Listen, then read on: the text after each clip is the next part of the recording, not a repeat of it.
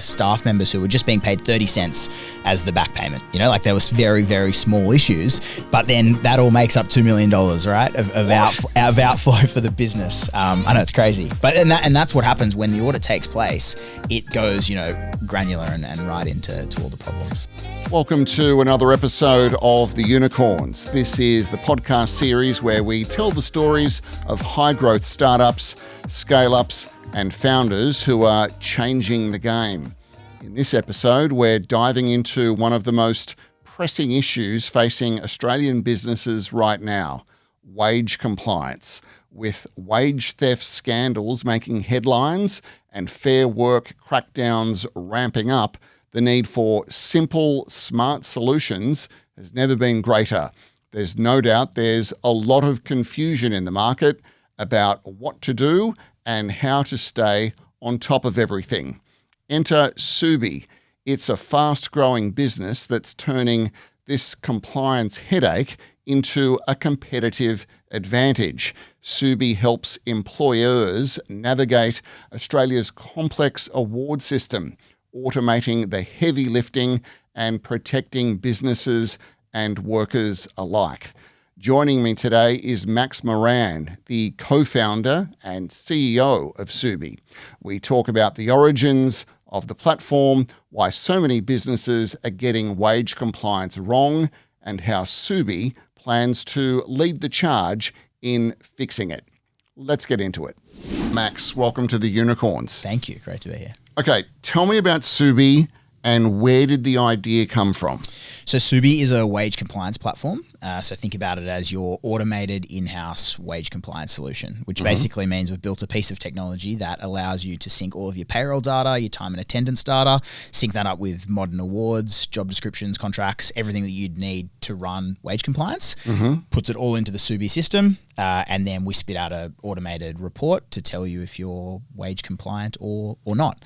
I guess the technology came from, we spent a little bit of time playing with payroll systems. We identified that traditional payroll systems don't quite hit the mark. They're slow, manual, require your payroll teams and HR teams to really manipulate them. So we spent a bit of time trying to build an automated version of that. And when we got to that, we realized that there was this huge problem that existed in small businesses, that auditing your payroll was really challenging. It came just around the time last year, September, and we saw the wage theft laws, which came into effect 1 January 25. So it was this nice piece of timing that, businesses were going to need to start auditing their payroll, and the manual tools that were available just didn't quite cut it. So we built Subi. And had you had a personal experience at all, or you were just associated to the broader macro problem? So my business partner and I had spent a little bit of time just in HR tech with the previous product that we built. And having spent time in that area, it was really clear that, small businesses are strapped for cash and for time, which means they don't, have the time or the money to sort of muck around with these things. And we were talking to lots of business owners who were stressed about their payroll, stressed about the upcoming law. And, we had this piece of technology that could help them. It was just sort of formulating early conversations with them, which really helped us get to where we were. We'd heard the problem from our customers before we started building, I guess. So walk our listeners through the workflow from start to finish of how Subi helps businesses. Sure. So if you're a small business, you'd often have your payroll sitting in, let's use Xero as an example. Most people know the accounting software Xero. Yes. So you've got your payroll system in Xero, and you might have your time and attendance system in Deputy, or it may be on, spreadsheets, or even, the old pen and paper, clocking in, clocking out, right? It's crazy the size of businesses that we work with that are still clocking in and clocking out on paper. I won't name and shame, but they exist. And then you've got your employment contracts sitting in like a OneDrive or a Google Drive, or whatever that is. And then you've got the modern award, which is, think of that as a set of rules that govern the employment of that employee. So you've got 4 different systems that we just spoke about. Subi, the workflow is that the HR manager, payroll manager, small business owner will sign up to Subi. They'll connect their payroll system as a first port of call. They'll then connect their time and attendance system or upload their timesheets if it's the manual version that we spoke about. we then have indexed all of the modern awards in the background, and those three pieces together in our technology will then spit out a report for the customer, being the small business, to tell them whether they have underpaid their staff over a set period of time. That's and what does that report look like? So that's, we use like very visual, because you're talking about, restaurant owners, construction owners, like hospitality and construction are two major industries for us. So we want to keep it really simple because they're busy, right? They're busy people. They just want to know if they got it right or wrong. So it's as simple as green compliance, red, there could be red's underpayment, and orange, there could be an issue here. So it's just a visual 1-page report. And if something does get flagged, how is it flagged? So it's flagged in the platform, and often we'll use language around, potential underpayment here, or there's a high risk of underpayment here.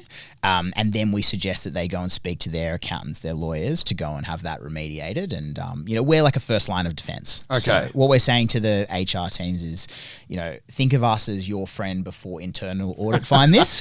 Because you don't want that. You don't want that. And before it becomes a problem. And a lot of this stuff isn't intentional. It's not people sitting there trying to get away with it. Yeah. It's just complex. And what sort of organisations, businesses, corporations are you working with and or are best suited to use Subi? So we work with a lot of hospitality clients. They've got people working weird times of day, irregular shift patterns. It's a complex award.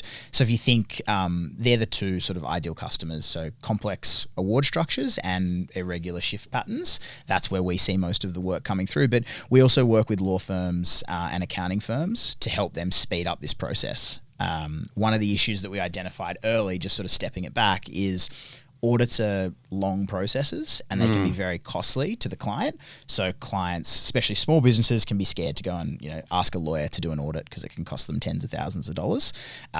So lawyers are also our clients in the sense that they can use our technology to speed up the process. We offer them a white labeled solution and it speeds up the process, brings the bill down. So that's working in the background. Correct.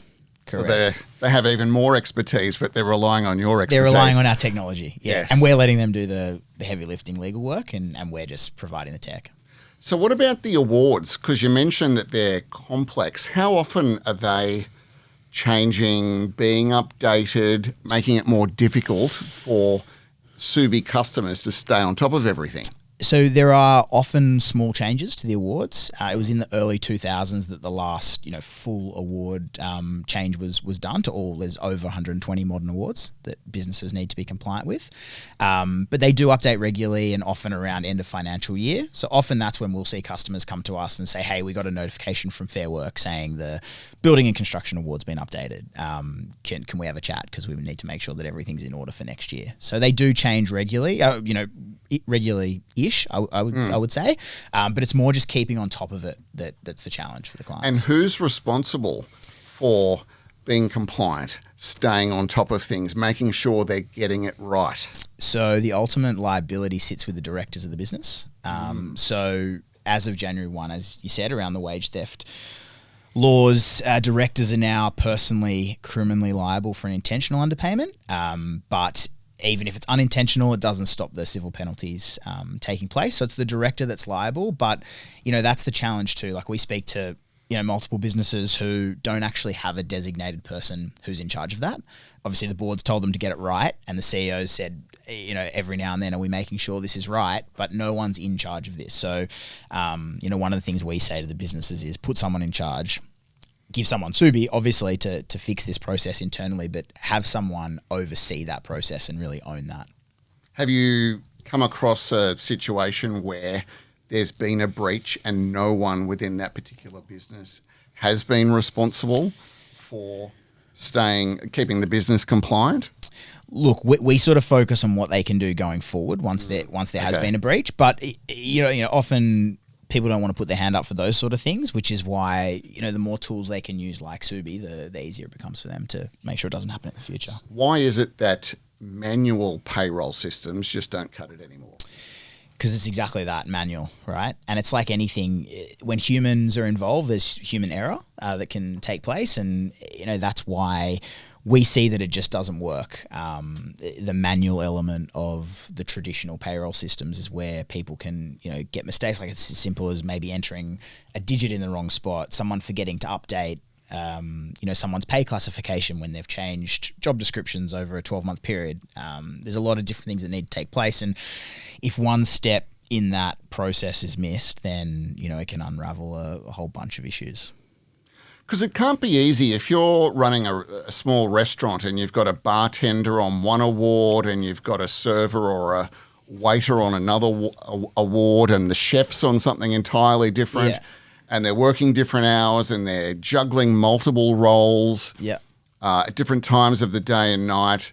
And then it comes to getting paid at the end of the week or the month. I can imagine that there's a lot of confusion there about who's owed what. It's really challenging, and sometimes people aren't keeping track of this correctly. So record keeping is really important. If you've got, in the example you used, a wait staff moving from into the kitchen behind the bar at a certain different time of day, then their rates might change, and who's keeping track of that? If they're on a pen and paper time and attendance system, chances are they're definitely not keeping track of it. So then if Fair Work do come knocking and ask for evidence that this person was paid in accordance with the award for that particular hour that they worked, the business has no evidence, and that becomes a real challenge. What are some of the penalties that the directors and or businesses face for a breach, and a big breach? So it can be multiples of the underpayment. So recently we were speaking to a client who had an underpay. They were dealing with a client who had an underpayment of a couple of $1 million, and that penalty was in the tens of millions of dollars. So there's a lot there's a lot of money on the line for these directors and people that are responsible for that. But it's also the reputational risk, right? That's what a lot of businesses are sort of concerned about, not just at the top end of town. Obviously, if you've got a big fish in the newspaper who are underpaying their staff, it's obviously bad for that brand. There have been a few of those lately, Max. There has been a few of them. Maryvale are obviously in the news. But for the smaller businesses, it's just as important, that reputational risk. Especially, some would argue, if you've got a small team, let's say you've got 10, 15, 20 staff, the trust that they place in you is even higher than someone working for a big, large corporate. They really trust that you're doing the right thing. So it's important that you're showing them that you're putting processes in place to prove to them that you're doing the right thing, not just saying it. And if for a business that doesn't have Subi, how are these potential breaches being brought to light? Is it through the employee, the staff member who thinks perhaps they've been underpaid, something's not quite right, and then going to their boss? So yes, that is one way that it can happen. We see that at the smaller end of the scale. Yes. But Fair Work now do have a mandate to try and clean this up, especially with that law passing in January. So there is a bit of investigative work that's being done by Fair Work now that are just it's just uncovering some underpayments, which you can look back 6 years. So that's sort of the time frame. Anytime from today, 6 years in the past is when businesses can be, I guess, caught out. So if just on that, if I underpaid my staff members in 2021 or 2022, I can still be fined? Can still be fined. Yep, correct. So there was a case yesterday, the day before yesterday, Fair Work came out and had found a sole director underpaid $150,000 in 2023, and that came out yesterday or the day before yesterday. And so I imagine the excuse of we didn't know, sorry about that, it was a one-off, let me remedy that. Yep. Where's the laneway on that, Max, that to give our listeners some insights into compliance? Yeah, so I think there are 2 points to that. Obviously, there's the legal way to address that question, which is it needs to be found to be intentional for the for the director to be prosecuted criminally. But then there's also this whole reputational thing. Like, you can say that you knew what you were doing, and you can say, oh, sorry, we didn't look at it, or we missed it, and there's a million things going on. But that's not really going to change how people view you and view your brand and view how you're operating your organization. So yes, that gets away the criminal aspect of it, but it doesn't stop the civil penalties coming into play. And it's not a good look. It's just not a good look. No, it's not. It's really not, And you can say that I'm busy, I've got a million things going on, but like when it comes down to it, people go to work, obviously because they enjoy their jobs and they get satisfaction out of what they're doing. But the reason people go to work ultimately is to get a financial outcome, and you need to be getting that financial outcome correct for them. Do you think there's enough awareness in the market in Australia around wage theft, but compliance and what needs to happen if you're a director of a business actively running a business to get this right, and the penalties they face if they get it wrong? Personally, I don't. I just think it's one of those things now, it's top of people's agenda, or it's becoming top of people's agenda just given that it's in the news and, the laws have changed. Like, it's amazing the amount of business owners we'll speak to who are running fantastic businesses and have been proved to do nothing wrong, but will say, oh, we better look at that. Not like, oh yeah, we look at that every month or every quarter. It's like, oh, we better look at that. And they may not have a problem, but the fact that they're sitting there saying to us, gee, we better just have a quick look at that, means they haven't. So I think there needs to be more awareness. I think there needs to be more proactive approaches rather than just end of cycle audits, end of financial year audits.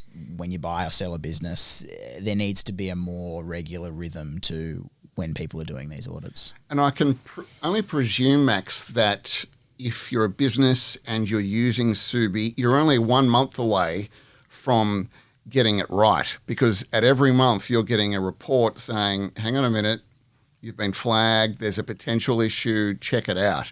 Correct. Rather than the worst case scenario is you've been doing it 4 years, you haven't found out about it, and you're still potentially liable. That's right. And in that underpayment we spoke about earlier, the $2 million underpayment, there were staff members who were just being paid 30 cents as the back payment. There was very, very small issues, but then that all makes up $2 million, right, of outflow for the business. I know, it's crazy. And that's what happens when the audit takes place.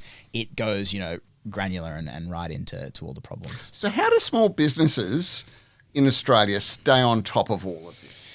So it's just about putting good processes in place, and you can use tools like Subi, obviously, as one of them, but following that, it's about keeping track of the awards, keeping track of your employment contracts, and this is where the law firms come into it for us.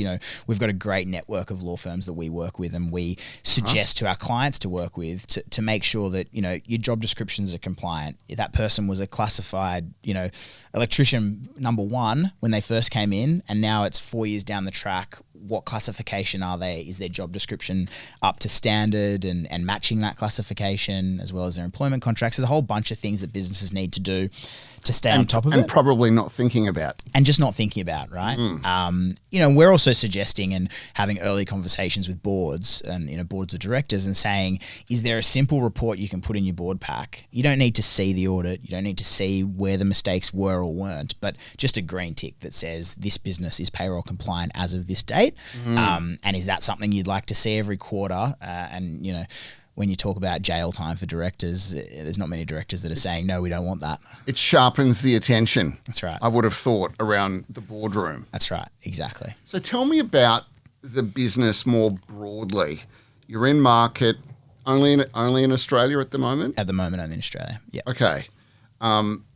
Give us a sense of the size and scale of the operation within the limits that you're comfortable talking about. Yeah, sure. So we're still a small business, an early stage technology business. We're probably past that traditional startup stage. We've raised over $2 million in capital, so we're sort of past that seed stage. Yes. I would say.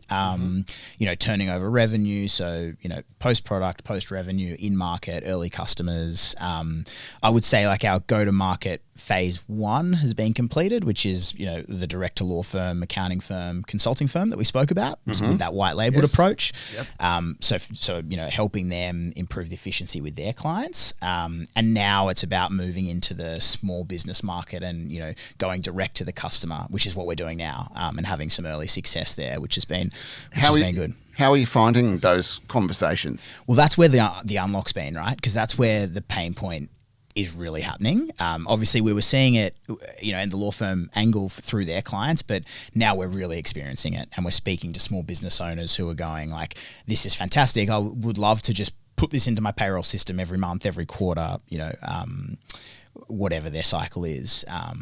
So for me, sort of at the front of selling this product, it's been nice to speak to our customers and really see the benefit firsthand. Have you been in sales meetings with potential clients where the penny drops, where they've had that aha moment and they realise that they actually need this? It's amazing. I was saying before we started today that it would be great to be able to record all my sales meetings, because it would be all the marketing content I needed. It's just, they sit there and they're like, oh, wow, we need to start talking about this. We need something like this. So it's been really nice to sort of see that moment happen. Because underpayment is a real issue. There was a report out, I think I read this week, saying 1 in 3 young people being under 30 for this report, had experienced underpayment. Yep. That is a lot. It's a lot of people. And that was at a large institution that should know better. So it's amazing, and especially for young people trying to make a start in their careers. And we all know the cost of living crisis, and you've heard that a million times. But when people are going to work, they deserve to be paid what they should be paid. True. How easy is it? So if let's say I'm a small business, I hear this, I'd like to onboard Subi. What is that onboarding process look like from, a call with you to, okay, it's in payroll, it's now working? Yeah, so from a technology perspective, super simple. It can be done in the day. It can be done in the hour. Yeah. But we really like to work to understand the specific business that we're working with to make sure that, if there needs to be a certain type of EBA, so enterprise bargaining agreement, taken into consideration, we'll also think about that and think about what's best for their business and the cycle that their business is on. But as far as pure onboarding, it's, as I said, within the hour. And is it a monthly charge? Is it an annual charge? What's sort of your commercial model that you've gone to market with? So again, it depends on the product. We work with our law and accounting firms and consulting firms that white label as a monthly fee, hosting fee, to be up on the platform, and we provide ongoing support for them as part of that service. And then with the small business, it's a choice that they need to make. So they can come onto a retainer model with us, which they can pay for every month and get access to the platform on more of a consistent basis. Or they can, do a one-off audit and pay a one-off fee. We obviously suggest doing it more regularly. And then get the shock going, I think we really need this. That's right. But we suggest that they come on and do this regularly, and and then they also get access to our marketplace of law firms and accounting firms to then remediate any issues that might be evident. So if you look at the competitive landscape in Australia, what does that look like? Are there other businesses doing the same sorts of things? Are you out there flying solo? Give us a sense of that. Yeah, it's a good question. There are other people sort of in a similar space. I think people have taken note to the fact that businesses are now going to need to start doing something about underpayments, but they're all attacking it slightly differently. So, we have our little competitive edges in and around what we do in the product and our distribution method and our partners and those sort of things. But it's definitely not we're the only ones out there doing this, but we are doing it in a slightly different way. And, we're trying to really align ourselves with small businesses with complex award structures to really help them navigate those challenges. So that's where we're sitting at the moment. So you're in market, making revenue, customers are liking the product. Talk about your plans for growth and expansion, both geographically and I suppose exponentially. Yeah. So I think first thing is we've created a really interesting piece of technology that has access to a lot of payroll data, time and attendance data, and the ability to sort of connect all of those things. So there's a few different opportunities that we're exploring where payroll data and financial data is really important.